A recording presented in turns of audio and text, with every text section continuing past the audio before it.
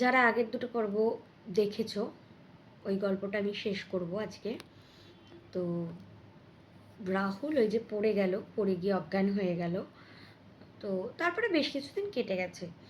বেশ কিছুদিন কাটার পর রাহুল আবার ওই বাড়িটায় গেছে সন্ধেবেলায়, এই 6টা, 6:30, 7টা নাগাদ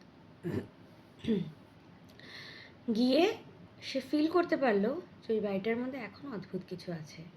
মানে সে আত্মাটার মুক্তি হয়নি। শ্রাদ্ধ করেছে, ডায়েরি কুয়োতে ফেলে দিয়েছে, তবু মুক্তি হয়নি। সে আবার ওই আয়নার সামনে গেল, যদি কিছু সে দেখতে পায়। আয়নাটায় আবার লেখা, ওই যে ভাঙা আয়নাটা কাঁচটার মধ্যে আবার লেখা, আমার নাম মেঘলা, আমি মুক্তি চাই না, আমি চাই আমার সত্যটা সবাই জানুক এবং শাস্তি হোক, এটা লেখা। ওর নাম ছিল মেঘলা।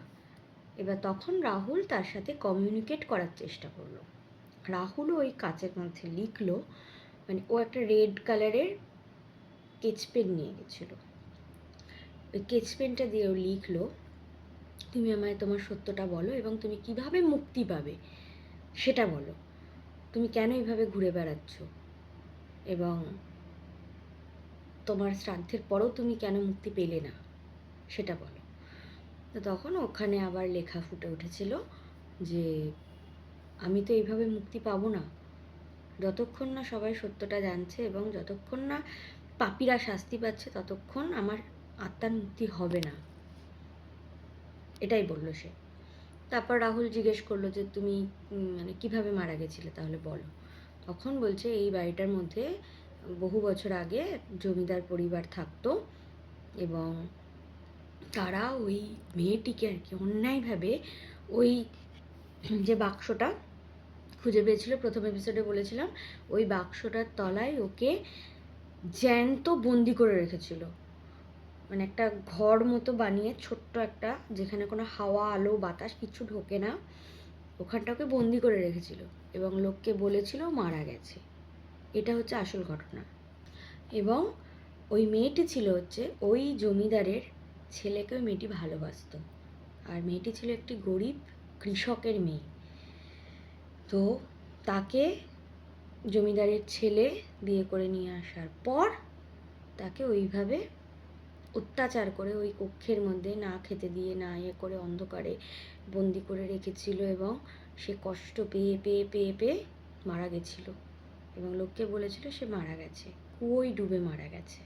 ওই জন্যই কুয়োটার সাথে রিলেটেড, ঠিক আছে। কুয়োয় পড়ে গেছে, জল তুলতে গিয়ে কুয়োয় পড়ে গেছে এবং তার বডি আর খুঁজে পাওয়া যায়নি। কুয়ো এতটা গভীর যে সেখান থেকে বডি ট্রেস করা সম্ভব না। এবং ওই জমিদারের পরিবার নাকি এখন ওই গ্রামে আর থাকে না, তারা থাকে লখনৌতে। এবং এই সমস্ত কিছু তথ্য নিয়ে গিয়ে ওই পরিবারের যে সদস্য এখনও জীবিত আছে তাকে, এই যে মেয়েটা যে কৃষক, যে মেয়েটার পরিবার, সেই পরিবারকে সত্যটা জানাতে হবে এবং তাদের সাহায্য করতে হবে, তবেই সে মুক্তি পাবে। তো যাই হোক, রাহুল অনেক সাহস সঞ্চয় করে তাকে বলল, আশ্বস্ত করলো যে আমি তোমার সত্যটা সবাইকে জানাবো। তো তারপর ওই মেঘলা যে বয়স্ক লোকের ছদ্মবেশ কেন ধরেছিল, এটাও একটা ধোঁয়াশা। এই ধোঁয়াশাটা আমি আবার পরে ক্লিয়ার করব। যাই হোক, মেঘলা তখন নিজের রূপে এলো।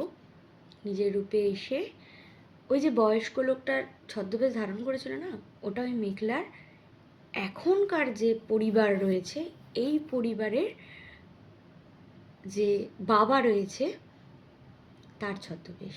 কিন্তু তারই ছদ্মবেশ কেন ধারণ করলো, সে তো জীবিত রয়েছে। এইটা একটা আর একটা গল্প, এটা আবার আর একদিন আমি বলবো। তো যাই হোক, মেঘলা তখন নিজের রূপে ফিরে এলো এবং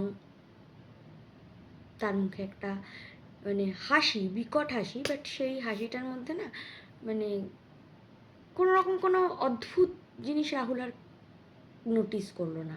এটা একটা শান্তিরই হাসি। এবং সেখান থেকে সে ওই কী বলবো, ওই যে যেরকম হয় হরর ফিল্মগুলোতে দেখায়, ধোয়া হয়ে আর কি ও আর কি হাসতে হাসতে চলে গেল।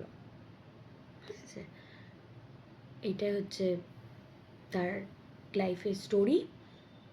আর বৃদ্ধ লোকটার ছদ্মবেশ কেন ধারণ করেছিল এটা আবার আমি নেক্সট এপিসোডে বলবো। তার জন্য দেখতে হবে নেক্সট এপিসোড, তার জন্য তোমাদের ওয়েট করতে হবে।